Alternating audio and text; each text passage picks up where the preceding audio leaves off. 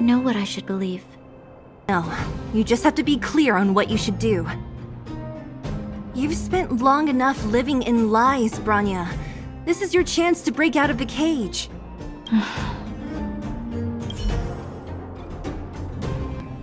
Mr. Svarog, are you okay? Let me repair your language module first. Assessing. Language module operating as normal. Thank you, Clara. Did your memory module get damaged? Maybe I can fix that too. Retrieving memory module. Architect machine era records, intact. War of Defense combat data, intact. Geomero Development Group era records, intact. Record of Clara's crafting of miniature magnetic drill rigs, intact. Record of Clara's explanation of human sleeping in behavior, intact. So your memory module is okay? I have made a backup of all records pertaining to you, Clara. Do not worry. Even the one about sleeping in? There are multiple backups. I can recover them at any time. Mr. Svarog, can I delete some of them? I cannot grant this request. Records pertaining to you constitute important data, Clara. They must remain intact. They are memories of family. I understand. Mr. Svarog, I still want to help you check a few other modules. Turn around a little.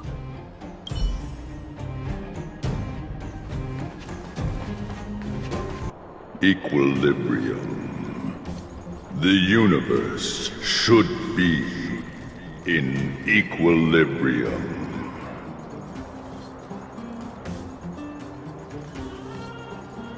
Yes, equilibrium. The arbiters of the equilibrium are giving you a trial. For the equilibrium of all worlds, you must demonstrate your strength. The strong will be given greater opportunities. The weak a chance to breathe. Passing the trial will prove that your strength has shaken the scales of power.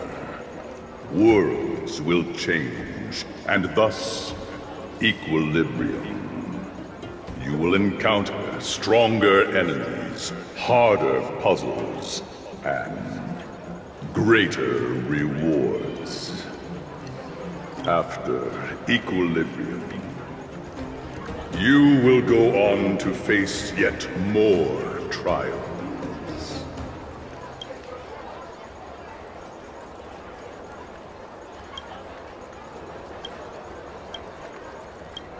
It is your choice to make. But in the end, equilibrium will be upheld. You will obtain more of the material, more of the spiritual, more of the countable, more of the immeasurable.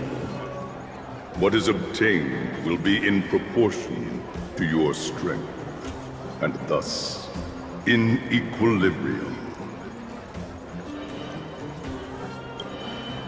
Equilibrium. It is for this that all worlds change.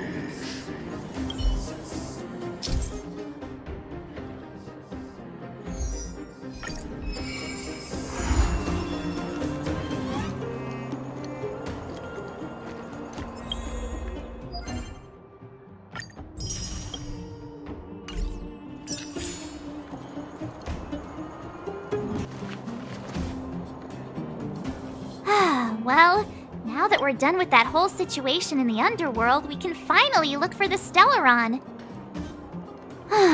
But thinking about it, I feel a bit bad about Clara.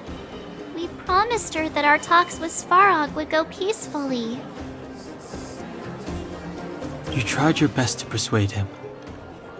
It's my fault for not preparing better for such a situation in advance. I didn't mean for you guys to start beating yourselves up over it. Look on the bright side. Things turned out all right, didn't they? Now everyone knows that the real problem here is the Stellaron, and they're willing to help us out. All in all, the mission is going super smoothly. But we still have a lot left to figure out. For instance... Exactly. We don't even have the Stellaron's coordinates and location. Cocolia's sudden change in attitude is also very curious. We still haven't put all of the pieces together. Dreams? Oh, I remember you mentioned something about strange dreams before.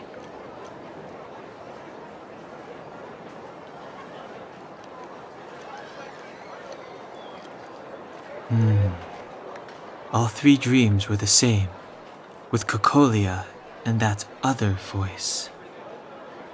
It would be weird to call it a coincidence. I'm wondering if these dreams aren't just random, if there's some meaning behind them. Maybe you're having them because... Because of the Stellaron inside her? That's my hunch, but I have no proof. Well, then that's as good as nothing for now. So, what should we do when we get back above ground?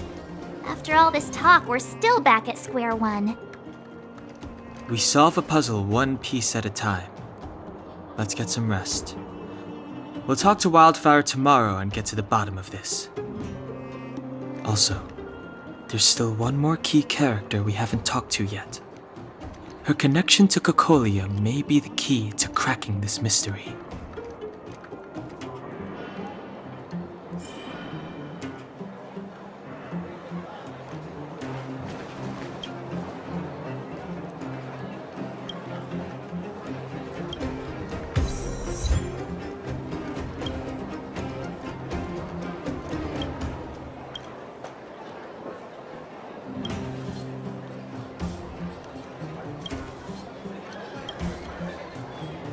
You're back!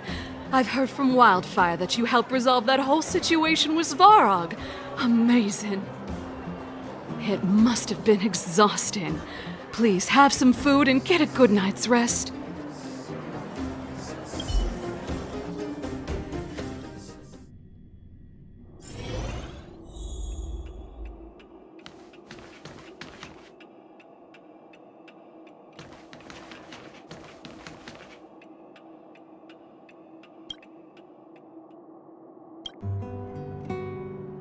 Over there. See that? That used to be the worst street in Rivet Town, and it's also where I grew up. My friends and I used to wander those streets, thinking about where to find our next meal. That is, until Chief Oleg got me out and took me to the orphanage. There, I learned to read and write from Natasha. At the age of 10, I started to patrol the mines with Oleg, occasionally getting into fights with the local thugs. That sounds nice. Nice? You being sarcastic with me? Oh, no, sorry. Life in the underworld is difficult. I shouldn't be speaking about it so lightly. You're always so serious. It really gets on people's nerves sometimes, you know? Right. What I meant was... I kind of envy you, Zila. For as long as I can remember, my days have been an endless cycle of studying, etiquette lessons, and training. Every day, all I hear is, "Remember who you are, Bronya. This is against the Architect's admonishments, Bronya. Ladies shouldn't use such foul language, Bronya." Some may envy this kind of life, but I have felt trapped. When every choice and every goal has already been made for you. You probably can't imagine how that feels. No, I can't. But more importantly, what kind of foul language were you using?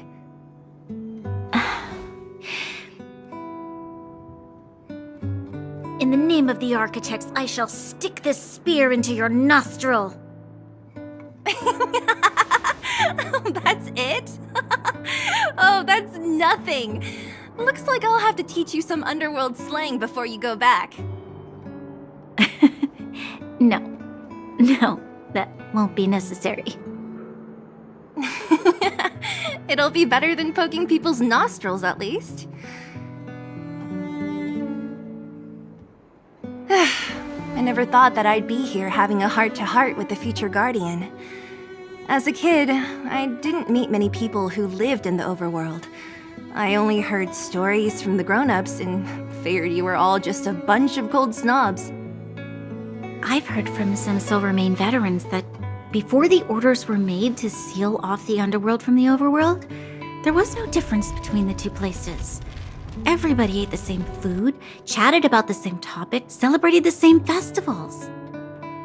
Even though times are different now, things like the joys and sorrows of life, if there is a way to bridge the gap between the two worlds, we can definitely go back to the time when you and I were not divided, when we could stand side by side against the Eternal Freeze and the Fragmentum.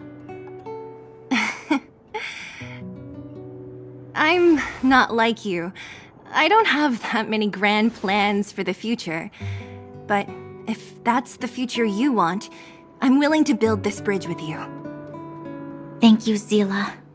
Your trust is very important to me. Speaking of which, what are you going to do next? What Svarog revealed must have made quite an impact, huh? Yes. I thought I was prepared for anything, but... as long as I am the Guardian's successor, those truths will come out sooner or later. But why does my mother hide it from me, and why does she want me to hunt down the outsiders who know about the nature of the Stellaron? It doesn't make sense. I thought it over. There's only one thing I can do. Go ask her directly. Hold on. You're not really going, are you? Alone? You can't. This plan is... I've already thought it through, Zila. I am Madame Cocolia's daughter. That will never change. Be it my duties as her heir or as a Silvermane guard, I must face my problems head-on. Even if... Bronya. This is for you, Zila. Please help me pass it on to the outsiders. If I am unable to see you again, they'll know what to do. Okay, I understand. You've made up your mind, and there's nothing I can say that will change it. But remember this. If you run into trouble, I will come to save you, no matter what. Then I'll be waiting for you. So, did you come to this spot when you were a child? Of course. I just didn't appreciate how nice it was at the time. Very nice.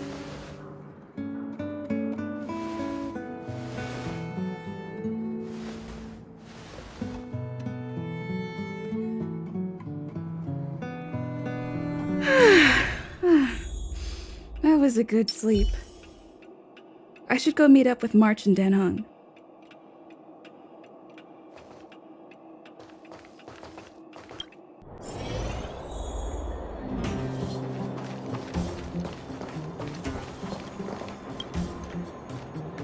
Took you long enough, sleepyhead. We've been waiting all day. I've noticed that our sleep routines don't match up.